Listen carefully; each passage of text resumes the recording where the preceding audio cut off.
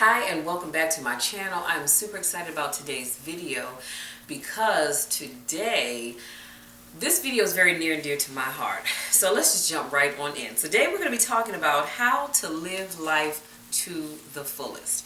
And I truly believe that, if you gotta live, let's live life to the fullest. Let's stop half-stepping with this. So we're gonna jump right on in because I have quite a few points I want to share with you. So number one, so again, like I said, we're going to talk about how to live life to the fullest. So number one, love your parents and cherish them. I cannot stress this enough, okay?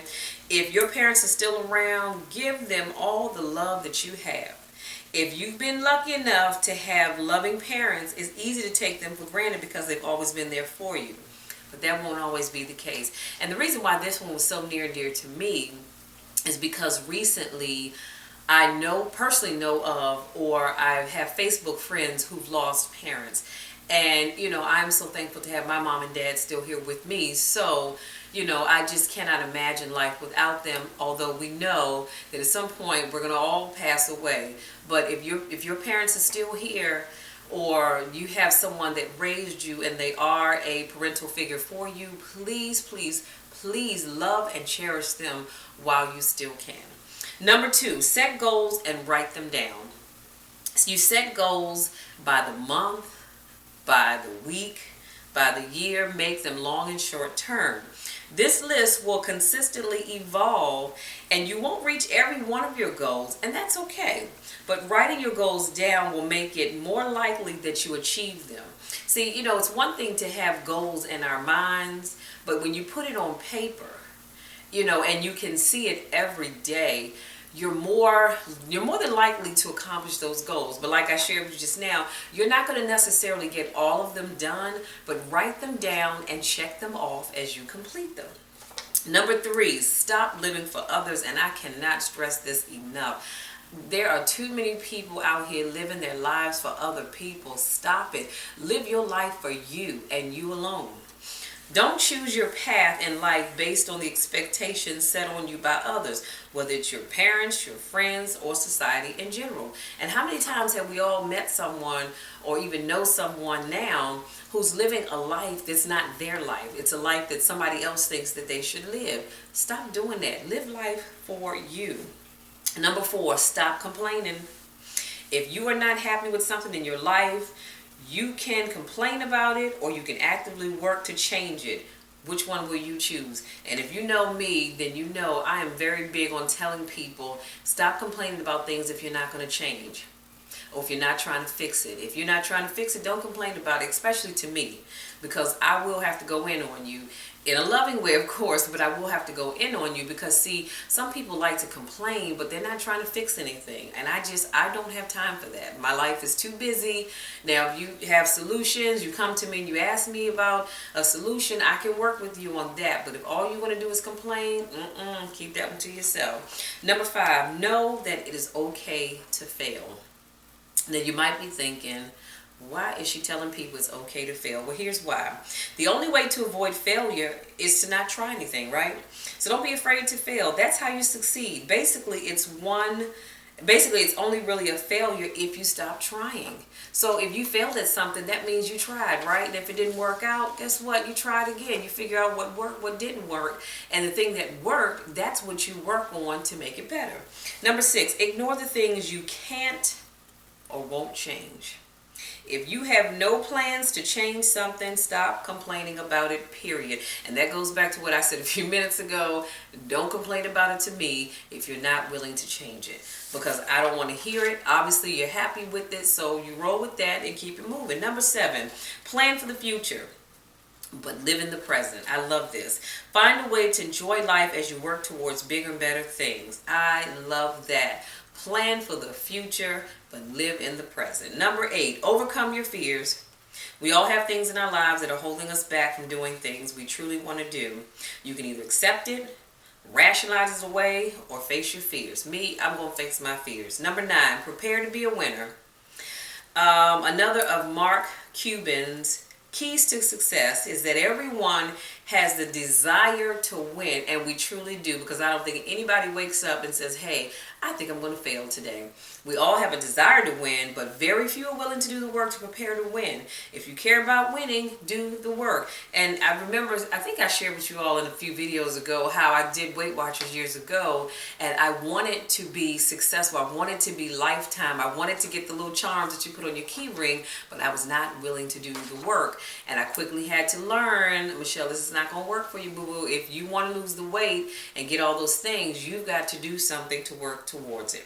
Number 10, work on improving yourself. And you should be doing this every day, all day, every day. If you're not doing something to improve yourself every day, then you're not going to reach your goals. And that's just period, point blank, and to the point. Number 11, stop trying to please everybody. Let me tell you something, I stopped doing that a long time ago, because if you try to please everybody, you are going to be miserable, and they still probably won't be happy. Trying to please everyone is a great way to ensure you never do anything remarkable. Number 12, simplify your life. The less you need to be happy, the happier you'll be. Plain and simple, simplify your life. But some of us have lives that are just way too complicated. Number 13, surround yourself with the type of people you want to be. There's a saying that you're the average of your 5 closest friends. If you consistently spend time with negative people, you'll become negative as well. If you spend time around people with an ambition, you'll find your own dreams slipping. If you spend time around people with no ambition, you'll find your own dreams slipping away as well. On the other hand, surround yourself with awesome people, which I do, okay, all the time, who want the same things you want in life, and that will set you up for success. Number 14, stop giving up. Stop giving up. Have you ever heard the story, or the urban myth, if you will, of the man who was lost in the desert? He's found half a mile from a large oasis city. The point of this story is to illustrate the danger of quitting. Things are always hard, but until they get better, things are always hard until they get better, but you'll never know how close you came to achieving your goals if you quit before you see them all the way through. Same thing with this story. Here you are a half a mile away from a big city, but you'd rather give up and die in the wilderness. And people do it every day, so stop giving up. Number 15, be the hero of your own movie. I love this one. Pretend you're the hero character in a Hollywood movie. There's a point in every movie where the hero is down and out, and it seems there's no way out, yet they always find a way to overcome the odds. Pretend you are that hero. You're in a tough spot, and it's your job now to overcome the odds and come out on top, because it's in your script. Remember, we talked about doing things for you and not living for other people. Do what needs to be done, no matter how hard it is. And here's your bonus. Remember that you're going to die one day. Let me say that one more time, because I want that to really, really sink in. And all the other points, the other 15 points that I gave you are absolutely wonderful. But this bonus, this is the one that I want you to really, really think about. You are going to die one day. I am going to die one day. Steve Jobs talks about this in his now famous commencement speech at Stanford in 2005. To quote the Dalai Lama, "We live as though we will never die, and then we die never having lived." That is so powerful. That is so profound. Let me say that one more time. Do we live as though we will never die, then die never having lived? That is deep.